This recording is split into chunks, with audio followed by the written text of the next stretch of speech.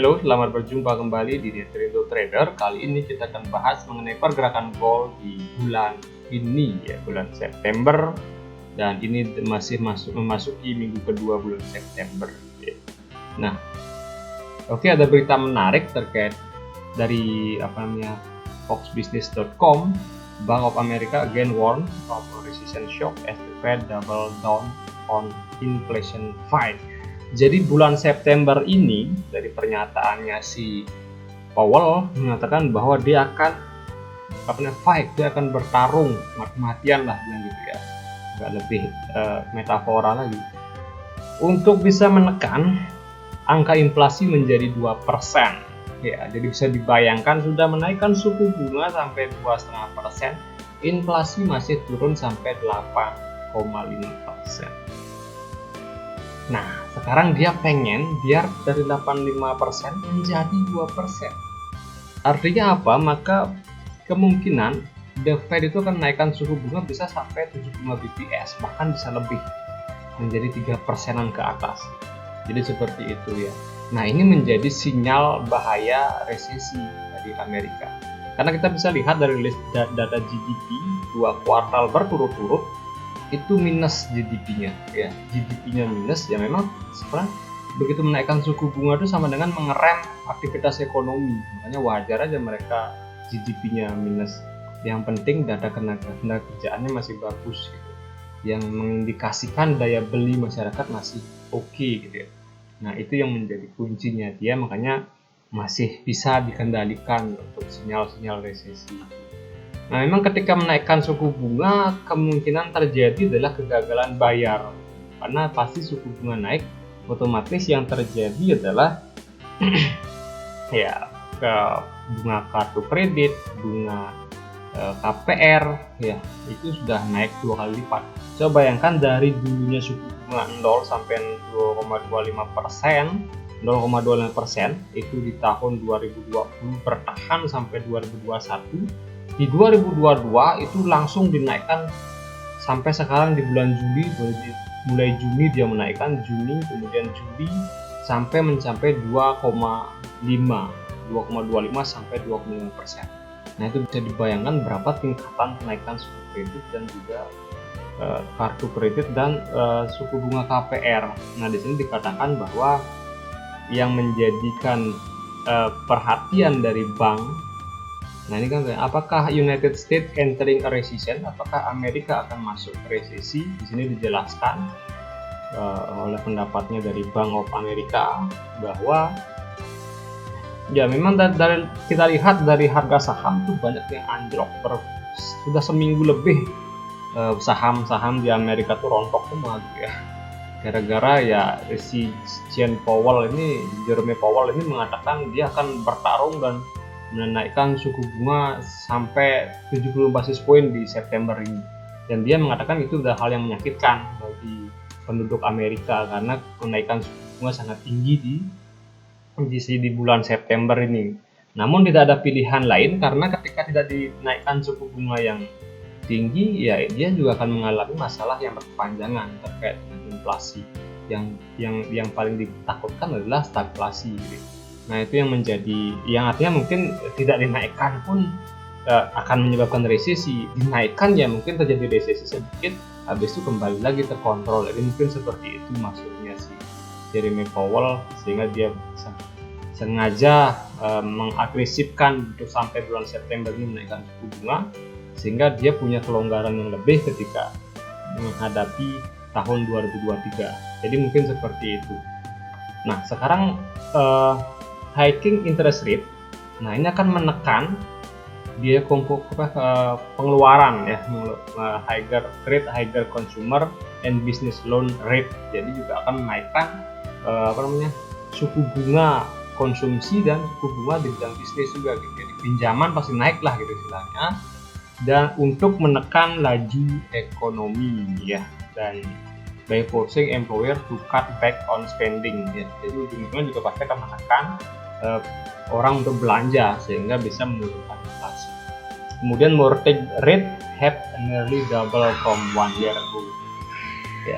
Jadi suku bunga KPR itu juga naik 2 kali lipat dari tahun sebelumnya, Dan some credit card, jadi credit card juga bunganya naik ya sampai 20% gitu, jadi lumayan tinggi ya. Nah ini akan menjadi ancaman bagi para yang punya kredit ya. Yang penting ya kalau data angkatan kerja itu bagus, kemudian dari kita lihat kemarin di awal bulan non farm payroll juga bagus datanya, maka tidak menutup kemungkinan memang The Fed akan mengambil keputusan untuk menaikkan suku bunga sampai 75 bps. Tapi minggu depan lagi akan ada rilis berita terkait dengan inflation rate by year on year, core inflation rate.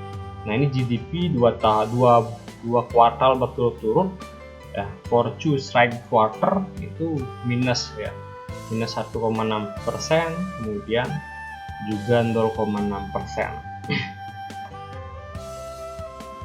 Jadi pengertian resesi secara teknikal itu dikatakan bahwa 2 kali quarter itu negatif ya. Ini sudah masuk ya, 2 quarter sudah negatif ekonomi pertumbuhan ekonomi GDP-nya udah negatif.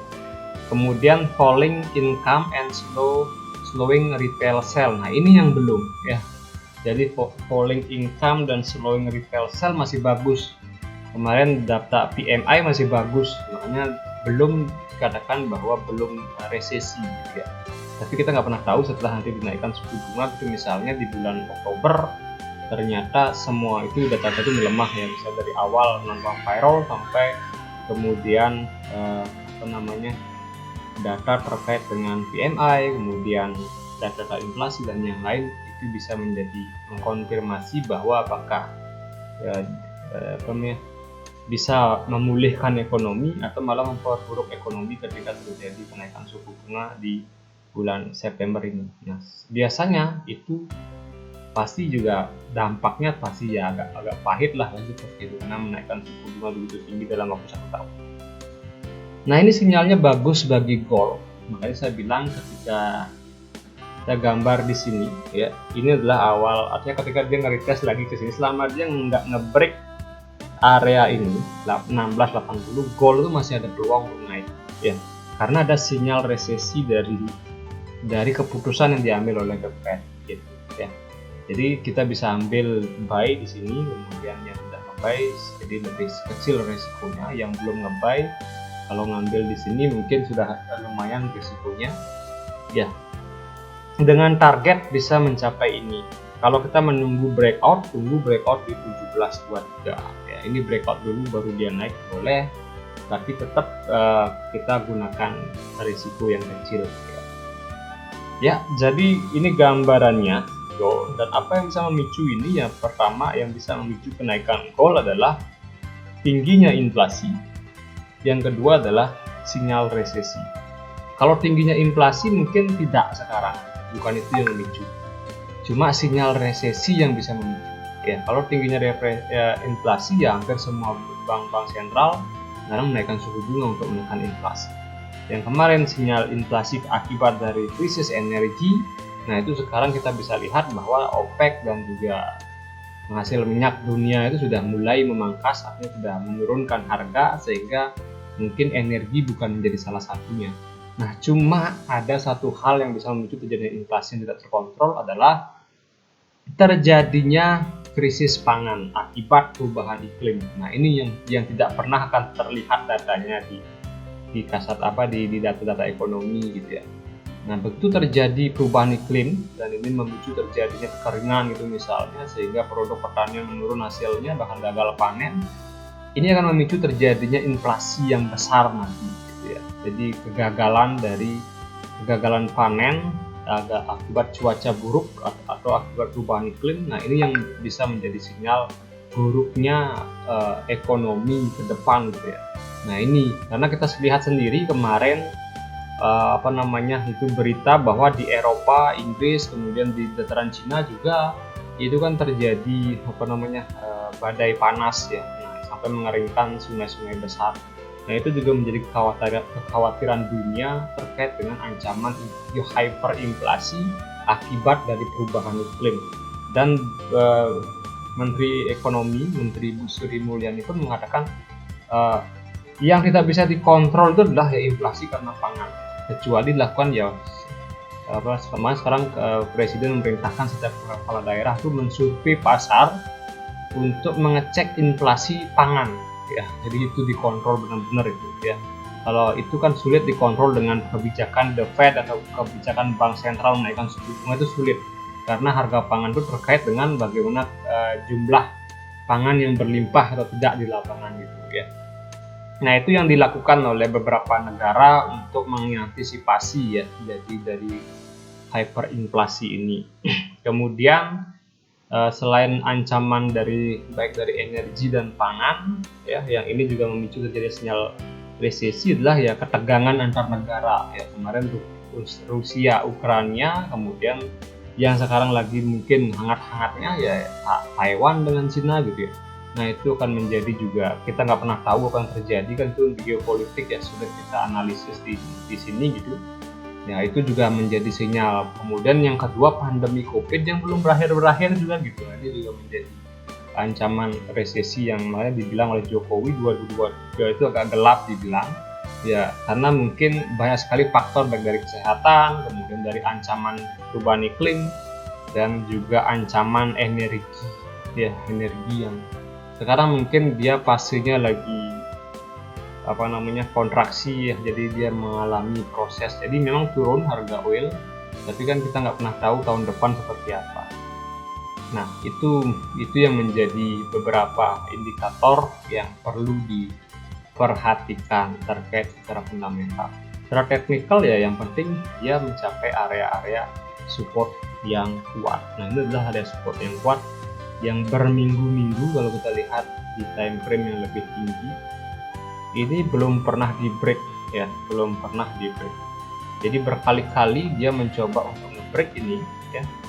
Jadi berkali-kali dia pertama nge-break memantul sampai ke 1900, kemudian dia nge-retest lagi dan melontar sampai ke 2000. Kemudian di sini dia retest lagi, melontar sampai 1800. Kemudian minggu ini mencoba nge-retest lagi ini, apakah bisa melontar lebih tinggi lagi, kan itu pertanyaannya. Nah, ini saya tandai tanda hijau saya, karena mungkin ini akan dites ketika dia akan naik sangat masif pergerakan vol. Nah, itu yang bisa menjadi gambaran secara weekly. Kemudian secara monthly di bulan Maret ini, jadi kita bisa lihat sinyal bearish atau apa namanya, candlestick bearish ini berturut-turut berbulan-bulan ya, 1, 2, 3, 4, 5, berarti 5 bulan berturut-turut harga emas turun terus ya. Jadi apakah bulan ke-6 ini sinyal emas akan membentuk pola bullish? Nah, kita nggak pernah tahu ya, nanti di akhir bulan Maret, di akhir bulan September ini kita bisa tahu bagaimana pola candlestick yang muncul. Nah, di sini juga adalah area support yang sangat kuat daripada gold ya. Jadi kalau misalnya di sini ada si doji saja kan, doji itu berarti ada kebingungan pasar apakah dia turun atau dia naik ya.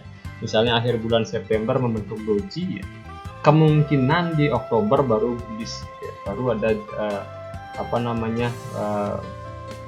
candlestick bullishnya. Jadi bisa seperti itu ya. Ya pasti ya, yang mendukung harga emas naik adalah resesi, sinyal resesi. Entah siapa negara maju yang pertama kali mengumumkan resesi, apakah Cina atau Amerika atau negara Eropa. Nah, kita lihat saja nanti seperti apa nanti terjadi di bulan-bulan, di akhir-akhir bulan. Pokoknya September ini jadi penentuan banget di beberapa negara, karena ini sudah memasuki kuartal keempat sebenarnya ya. Jadi kemarin Januari, Februari, Maret, April, Mei, Juli ya, Juli, Agustus, September ya kan, Agustus, September, Oktober. Nah, Oktober rilis kuartal ketiga, September, Oktober, November, Desember, nah itu sudah rilis untuk kuartal keempat. Sehingga ini menjadi di kuartal ketiga dan keempat ini menjadi sinyal apakah akan terjadi resesi atau tidak di tahun 2022, di akhir 2022 dan di awal 2023. Oke, itu untuk perkiraan secara teknikal untuk gold gitu ya. Kita kembali ke time frame yang lebih kecil saja untuk menggambarkan bagaimana situasi di bulan di bulan September, apakah dia akan retest lagi area 1800. Nah, itu bisa kita lihat bagaimana untuk minggu depan ya. Kita lihat rilis berita di minggu ini, minggu yang kemarin, terkait non-farm payroll ya.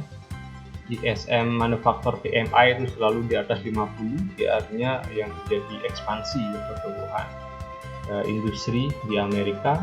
Kemudian data non-farm payroll masih bagus ya, yang diperkirakan 300, memang terjadi penurunan ya dari 526k ke 315, yang diprediksi sudah 300k karena kebijakan menaikkan suku bunga pasti akan mengerem aktivitas ekonomi ternyata cuma sampai 3115.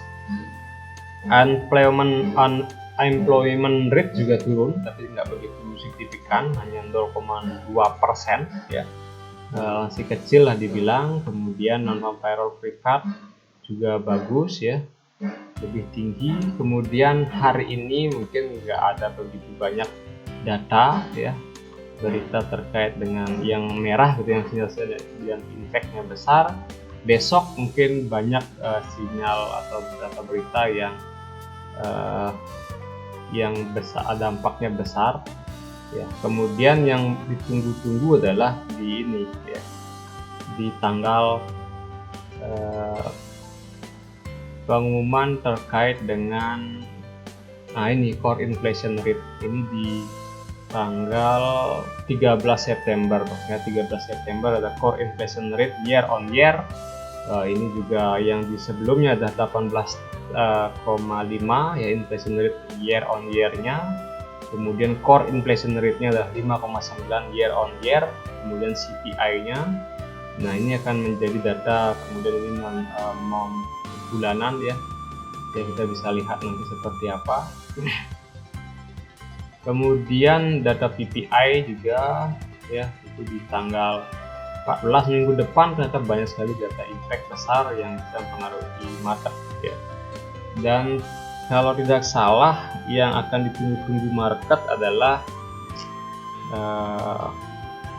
tanggal berapa ya, terkait dengan kebijakan The Fed menaikkan suku bunga, mungkin tanggal 20 ya, coba kita lihat.